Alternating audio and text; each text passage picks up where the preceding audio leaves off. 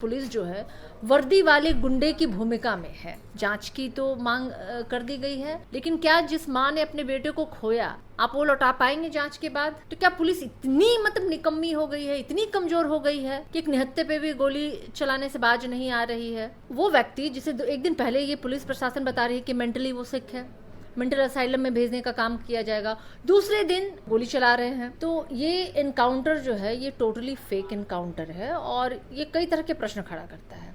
सरकार कटघरे में खड़ी हो रही है सबसे पहले तो कि सरकार किस तरीके से काम कर रही है। भाई 90 से पहले ये होता था। अरे 90 से पहले तो जो होता था ना वो आज कारण है कि 1,90,00,000 लोगों ने हमें वोट किया।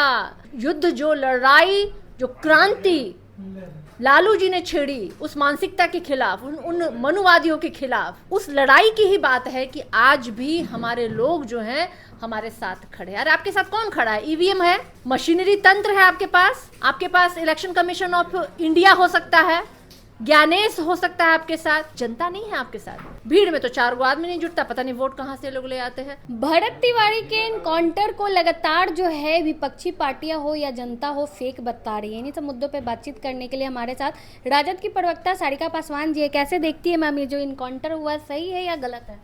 नहीं देखिए, बिल्कुल वो स्पष्ट दिखता है कि जिस तरीके से अपराधी बता करके और वो सरेंडर करने के बाद जिस तरीके से इनकाउंटर किया गया वो तो दिख रहा है। परिवारजन भी कह रहे हैं, साक्ष्य वहाँ सामने है, लाइव वीडियो है।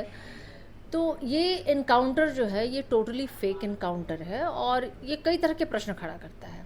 सरकार कटघरे में खड़ी हो रही है सबसे पहले तो कि सरकार किस तरीके से काम कर रही है। भाई पुलिस प्रशासन जो है वो भी कटघरे में खड़ी हो रही है कि क्या इस तरीके से एक निहत्थे व्यक्ति पे जिसने कि सरेंडर किया खुद को लाइव वीडियो में बोल करके कि भाई मैं सरेंडर कर रहा हूँ, मैं हथियार फेंक रहा हूँ, पुलिस के पास इतने सारी चीज़ें हैं, इतने आपके पास आंसू गैस के गोले आप छोड़ सकते थे, आप पानी का इस्तेमाल कर सकते थे, वाटर गैलन का इस्तेमाल करता है ना भाई आदमी, आप देखिए प्रदर्शनकारियों पे इस्तेमाल होता है, आप वो कर सकते थे। आपके पास पुलिस पर्याप्त थी, घेराबंदी करके आप उसे पकड़ा भी जा सकता था।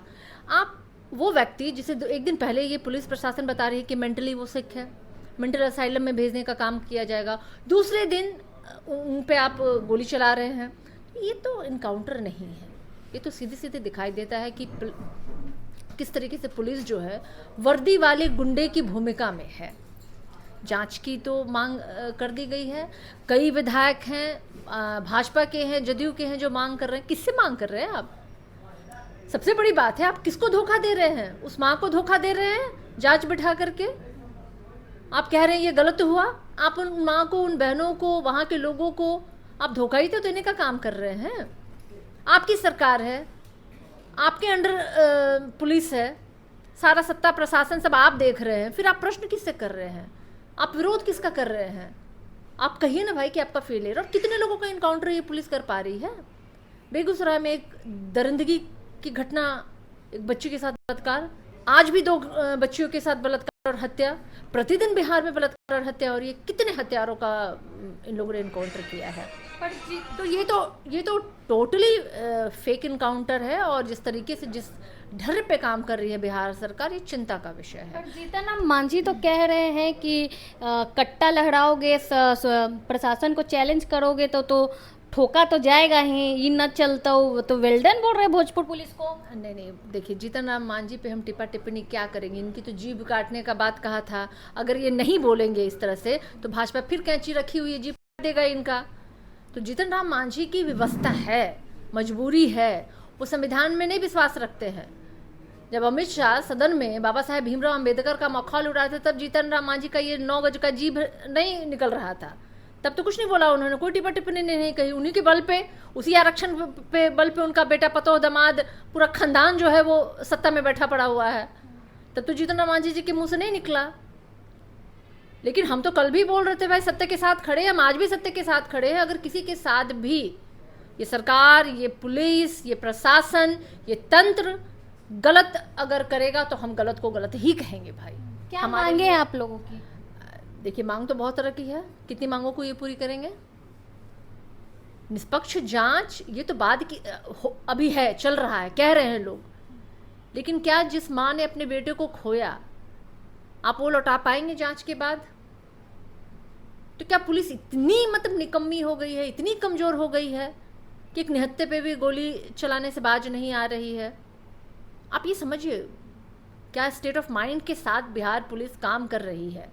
सस्पेंड तो किया गया, अपराधी छूट रहे। Suspension is just a process कि आप एक मॉब को, एक आवाज को मध्यम कर सके, लीपापोती करना जिसको कहते हैं हम। ये नहीं, सस्पेंशन नहीं, आप प्रिकॉशन लीजिए। मेरी सलाह सरकार को होगी कि आप इस तरह की हरकत करने से पहले प्लीज़ प्रिकॉशन लीजिए। Precaution is better than cure. और ये अपराधी जो है खुलेआम घूम रहे हैं, और जो अपराधी नहीं है अपनी, मैं तो कहूँगी बचकाना हरकत थी उसकी जो उसने की। रिवॉल्वर उसके पास कहाँ आया, कैसे आया, ये जांच का विषय है। ये आप जांच करते हैं, आपको उन्होंने मौका भी दिया, सरेंडर भी किया, फिर क्यों और कैसे ये नौबत आती है भाई। क्या लग रहा है बिहार में योगी मॉडल की शुरुआत हो चुकी है, जहां देखो वहां इनकाउंटर? योगी जी कौन है भाई? कौन से मॉडल है? कौन से सीआरपी और आईपीसी की धारा का ताज पहना है योगी जी ने? क्राइम तो सबसे ज्यादा यूपी में है, तो रोक दिए क्या योगी जी? करप्शन, क्राइम, सारा कुछ तो वही है, योगी जी के ही स्टेट में है। सम्राट चौधरी तो उन्हीं की राह पे चल रहे हैं लगता है। नहीं तो अब कोई कहे कि नहीं होता है, तुम चोर हो, हम तुमसे बड़ा चोर बन के दिखाएंगे, तो उसकी होड़ हो सकती है।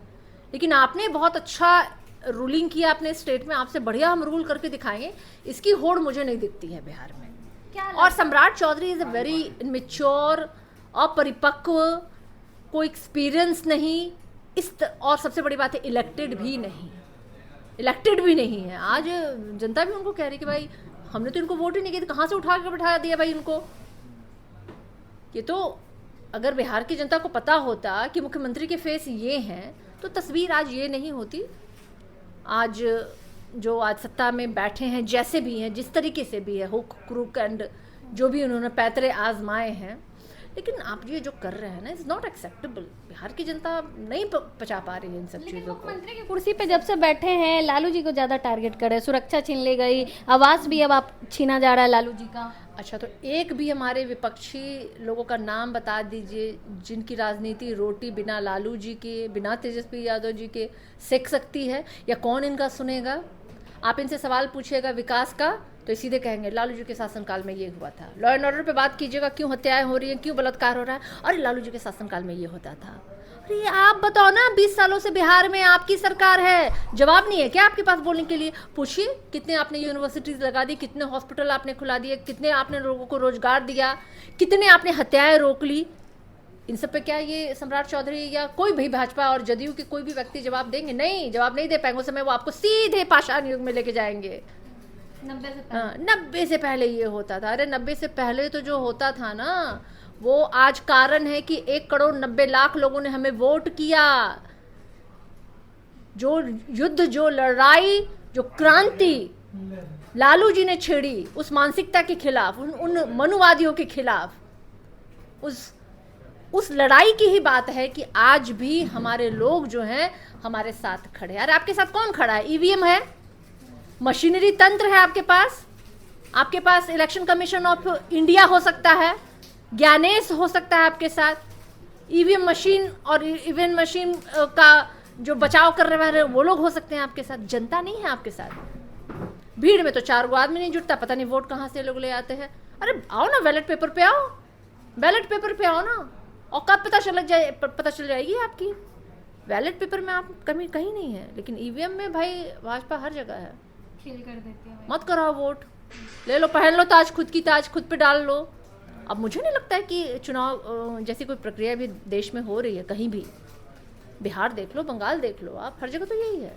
अब तो जनता को जागरूक होना पड़ेगा भाई। धन्यवाद। बाकी पूरी बातचीत को लेकर आप क्या सोचते हैं, अपनी राय कमेंट बॉक्स में जरूर दें।